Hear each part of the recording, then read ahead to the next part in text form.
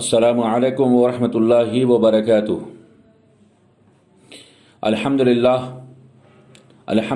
رب العالمین والصلاة والسلام علی اشرف الانبیاء والمرسلین۔ آج آپ کی خدمت میں ایک واقعہ پیش کرنا چاہتا ہوں جو ماں کی خدمت کے حوالے سے ہے۔ اللہ تبارک و تعالیٰ نے موسیٰ علیہ السلام سے پوچھا، موسیٰ جانتے ہو تمہارے پڑوس میں کون رہے گا جنت میں؟ موسیٰ علیہ السلام نے کہا آپ بہتر جانتے ہیں، اگر آپ مجھے بتا دیں کہ کون رہے گا تو بہتر ہوگا۔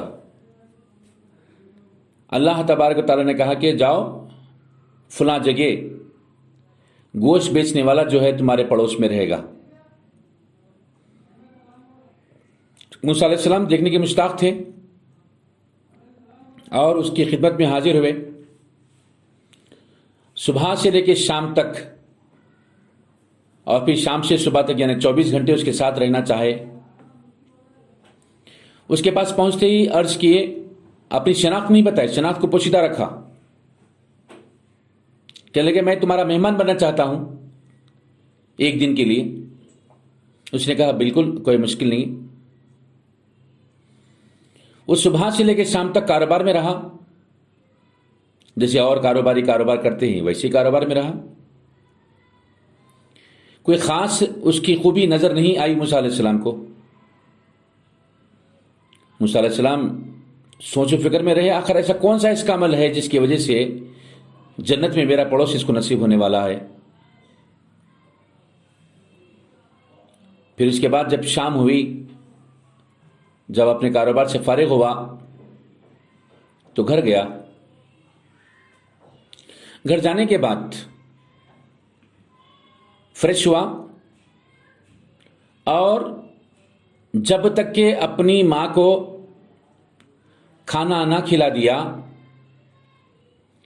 اور جب تک کہ اپنی ماں کو آرام سے لٹا نہیں دیا تب تک کہ خود کچھ نہیں کھایا۔ موسیٰ علیہ السلام نظارہ دیکھتے رہے، سو فارغ ہونے کے بعد خود کھایا اور مہمان کو کھلایا۔ نبی سوتے تو ہیں لیکن ان کا دل ہوشیار ہوتا ہے، آنکھ بند ہوتی ہے۔ اب یہ رات کے کسی حصے میں دیکھنا چاہتے تھے کہ آخر یہ کون سی عبادت میں مشغول ہوتا ہے جس کی وجہ سے اللہ تبارک و تعالیٰ اتنا بڑا مقام اس کو عطا فرمایا۔ چنانچہ وہ تو تھکا ہوا تھا، آرام کرنے لگا تو سو گیا۔ اس کی جو ضعیف ماں ہے، جو خود سے کچھ بھی کام کرنے کے قابل نہیں تھی، وہ ضعیف ماں رات میں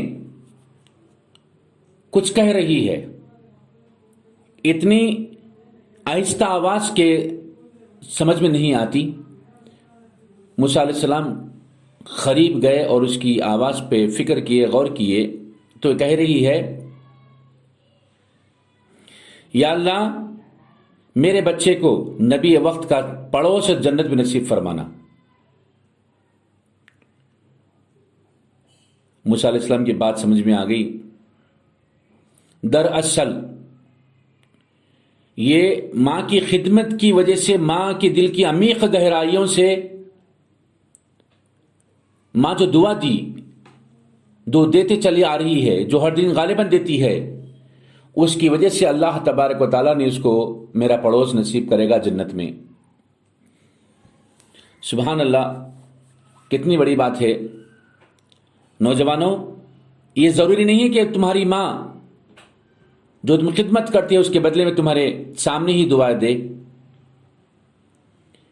بلکہ بسا اوقات تو یوں ہوتا ہے جب تم سامنے نہیں ہوتے ہو تو وہ دل کی گہرائیوں سے دعا کرتی ہے، اور کون سے وقت کی دعا جو نکلتی ہے اور کب اللہ تبارک و تعالیٰ قبول فرما لیتا ہے وہ اللہ ہی بہتر جانتا ہے۔ اللہ سے دعا ہے کہ رسول پاک صلی اللہ علیہ وسلم کے صدقے طفل میں تمام مسلمانوں کو اپنے ماں باپ کی عزت و حرمت کرنے والا بنائے اور اپنے ماں باپ کی خدمت کرنے والا بنائے، اپنے ماں باپ کی صحیح معنوں میں خدمت کرنے والا بنائے۔ اللہ رب العالمین جو آج بے راہ روی کی زندگی جو نوجوان گزار رہے ہیں، میرے مولا ان کی یہ زندگیوں میں ایک انقلاب لائے اور وہ ماں باپ کے فرمانبردار ہو کے زندگی گزارے۔ وما علینا الا البلاغ۔ سبحان ربک رب العزۃ عما یصفون وسلام علی المرسلین والحمد للہ رب العالمین۔